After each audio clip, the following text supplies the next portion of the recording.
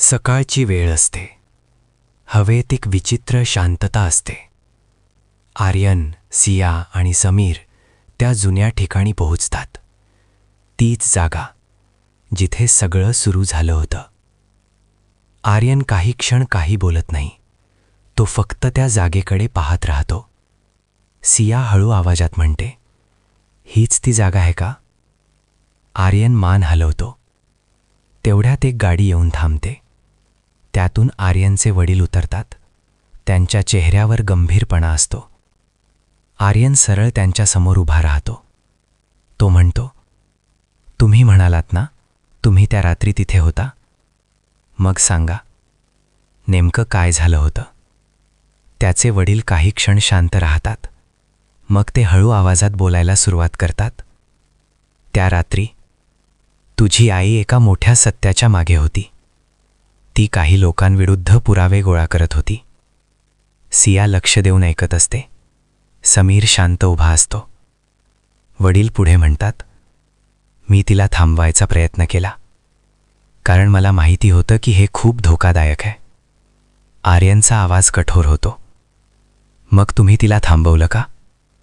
ते हळू आवाजात म्हणतात, नाही, मी उशीर केला. आर्यनचा श्वास जड होतो. तो विचारतो, मग त्या रात्री नेमकं काय झालं? त्यांचे वडील डोळे खाली करतात. ते म्हणतात, मी त्या जागी पोहोचलो तेव्हा सगळं संपलेलं होतं. तुझी आई जमिनीवर पडलेली होती. सिया दचकते. समीरचा चेहरा गंभीर होतो. आर्यन काही क्षण काही बोलू शकत नाही. तो फक्त त्या जागेकडे पाहत राहतो. मग तो हळू आवाजात विचारतो, मग तुम्ही काय केलं? त्यांचे वडील उत्तर देतात, मी पोलिसांना बोलावलं, पण काही लोक आधीच तिथे पोहोचले होते.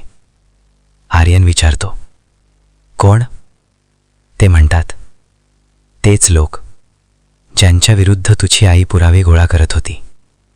सिया म्हणते, म्हणजे ते सगळं लपवलं गेलं? ते मान हलवतात. हो, तो अपघात दाखवला गेला. आर्यनचा राग वाढतो. तो म्हणतो, मग तुम्ही गप्प का बसलात? ते थेट आर्यनकडे पाहतात आणि म्हणतात, कारण माझ्याकडे दुसरा पर्याय नव्हता. आर्यन दचकतो. तो विचारतो, का? त्यांचे वडील हळू आवाजात म्हणतात, कारण त्यांनी मला धमकी दिली होती. जर मी सत्य बाहेर आणलं तर पुढचा नंबर तुझा असणार होता. तिघेही शांत होतात. आर्यनचा चेहरा बदलतो. त्याला आता समजायला लागतं त्याचे वडील गप्प का होते. पण तरीही त्याच्या मनात एक मोठा प्रश्न राहतो. तो विचारतो, मग त्या फोटोमध्ये असलेला माणूस कोण आहे? त्यांचे वडील काही क्षण शांत राहतात. मग ते हळू आवाजात म्हणतात, तो माणूस या सगळ्या खेळाचा खरा कनेक्शन आहे. आर्यन पुढे येतो. तो म्हणतो, नाव सांगा. त्यांचे वडील थोडं थांबतात आणि मग एक नाव घेतात. ते नाव ऐकताच आर्यनच्या चेहऱ्यावरचं सगळं बदलतं. सिया थबकते. समीर काही क्षण काही बोलू शकत नाही, कारण ते नाव असं असतं ज्याची त्यांनी कल्पनाही केली नव्हती. पण ते नाव ऐकल्यानंतर आता काहीच आधीसारखं राहणार नाही, कारण सत्य आता खूप जवळ आलंय. पण ते जितकं जवळ येतंय तितकंच धोकादायक होत चाललंय. याचं पुढचं पाऊल काय असेल? पूर्ण स्टोरी ऐकण्यासाठी स्टोरी बॉक्स मराठी या यूट्यूब चॅनलला सबस्क्राईब करा.